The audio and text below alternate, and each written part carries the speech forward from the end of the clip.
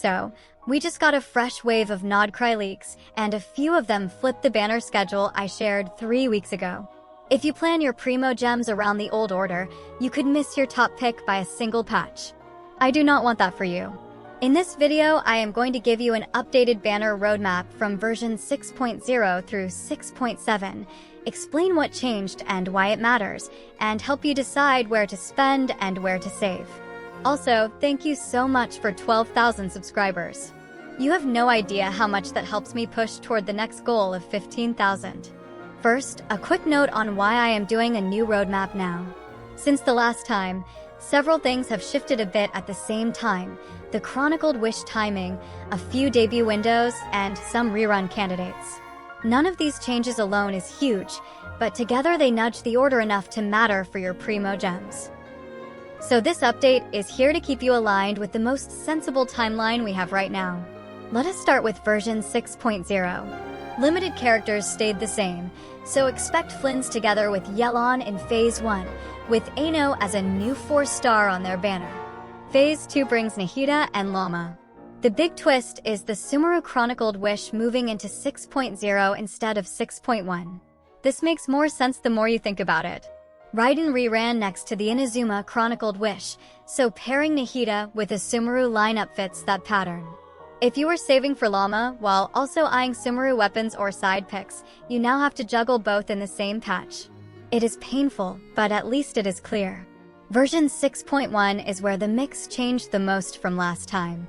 Instead of Durin debuting here, the current picture says Nefer arrives now as a 5-star Dendro Bao user, and Jahoda joins as a new 4-star. A Varisa rerun is on the table, and there is early talk of a Nuvolite rerun as well. Make space for that possibility if you love his playstyle, because the value of Hydro drivers in the next era will not fade. Moving Durin out of 6.1 matters because it pushes back the off-field pyro support everyone wanted to plug into older teams. The good part is it makes 6.1 a little lighter on the wallet if you were not planning to build a Dendro Bao carry right away. Version 6.2 picks up the piece we moved. Durin shifts here. That alone has ripple effects. His lore connection makes an Albedo rerun very possible in the same window, even if only for story synergy. I also hear whispers about Hu Tao or Arlecchino or even Escoffier as rerun candidates somewhere in this patch, but those are softer calls. If you are a planner, do not lock anything here yet. Do mark 6.2 as a window where off-field pyro arrives. Version 6.3 stays close to the older plan and still looks like a landmark patch. Columbina, the Hydro Fatui Harbinger who acts like the local Archon figure in Nod-Krai's story, is set to debut here. Archon-like figures often arrive in .3 patches, so this fits the pattern. Alongside her, a mysterious white horse fairy also debuts. We do not have clean details yet on how she fights, so I would not build a team plan around her kit until we get more information. There is also a chance for a Skirk rerun, especially if Escoffier already reruns earlier, since those two are meant for each other. A Venti rerun is not off the table either, and would be a friendly pickup for anyone who wants easier grouping in the new region's domains. Version 6.4 is still foggy, but a few threads keep coming up.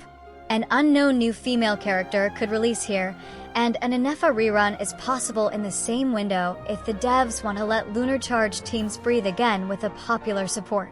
The biggest rumor is a Fontaine Chronicled Wish around this time. After seeing the Liyue and Inazuma Chronicled Wishes land close together in Nod-On, it is not crazy to imagine Sumeru and Fontaine getting a similar back-to-back treatment. If that happens, I would not be shocked to see Furina rerun here to mirror the Nahida and Raiden pairing from 6.0 and 5.6. Again, treat this as a plan you can bend, not a promise carved in stone. Version 6.5 is the drum hit we have waited on for years. Varka debuts at last. It feels right for him to arrive once Nod-Krai is fully open and the early Archon story beat has landed. Maybe also a Mavwika rerun and Xianyun. Version 6.6 brings Nicole Rain. She is expected to be a cryo support with off-field application and clear synergy with the next patch's headliner. This is also a very fair place for the first Flins rerun if he is as popular as I think. Rerun chatter around Kazuha and Ayaka circles this patch too. It is a very anemo and cryo-friendly set of names, which lines up well with the support debut that feeds melt teams or double cryo lines. Version 6.7 closes the Nod-Krai arc with a bang. Alice debuts.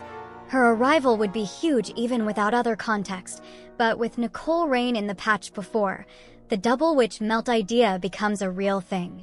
It is also the perfect time for a Columbina rerun if she is treated like an Archon. Archons usually rerun 3 to 4 patches after they debut, so 6.7 fits the math. Thanks to the lore link, I would not be surprised to see Klee rerun here too. Let me also address the Sandrone question because it keeps popping up. In the original Nod-Krai trailer, Sandrone was teased alongside other Fatui, which made many people assume she would be playable here. Current leaker talk says she will not be playable in this region's cycle, maybe because Columbina is already a Harbinger and the team does not want 2 Harbingers in one nation. They did not even release a Harbinger during Inazuma or Natlan, so dropping 2 at once would be a big change. The safer guess is that Sandrone appears in the story and sets up something later, while Columbina carries the playable banner for this group in Nod-Krai. Now let us zoom out and talk about what this updated order means for your Primo Gems. The front-loaded pressure point is version 6.0. If you want Lauma or Flins and you also want a piece of the Simaru Chronicled Wish, you have to choose or split your budget. My advice is to lock 2 goals, not 5. For example, if you want a Hydro driver who scales into many lines, Yelan is still a safe long-term pickup. If you want to gamble on weapons, do it only after you secure your first character goal. When Nefer arrives in 6.1, ask yourself if you really want a Dendro Valkyrie now, or if you need to sit tight for Durance off-field Pyro in 6.2. By 6.3, plan ahead for Columbina as your one big spend, because .3 units usually come with systems and story beats that make those units sticky in the meta for a while. Since we just hit 12,000 subs, here's a small personal note. I know these videos can sound like a lot of numbers, but the goal is simple. I want you to enter each patch with a clear plan, so your account feels good to play. If a name on this roadmap makes your heart jump, try to make space for that. Games are allowed to be personal. If your joy is a character's voice line or the way their attack animation looks, that is enough reason to pull. If your joy is a perfectly timed reaction and a smooth abyss run, then use this order to stack your team the smart way. Everything you heard today is still speculation and early, sometimes suspicious leaks. None of this is confirmed by Genshin, especially the later patches. There are also some unknown characters that could come that we know nothing about yet. Treat it as a living plan. If a phase order flips again, I will update you. If a unit slides forward or backward, we will adjust. That is why I try to keep the language simple and the choices clear. Save where the schedule asks for patience, spend where the schedule pays you back, and keep a little room for the character that simply makes you smile. Tell me who your goals are for 6.0 through 6.7. Until then, keep your daily commissions steady, do not miss your codes, and I will see you in the next one.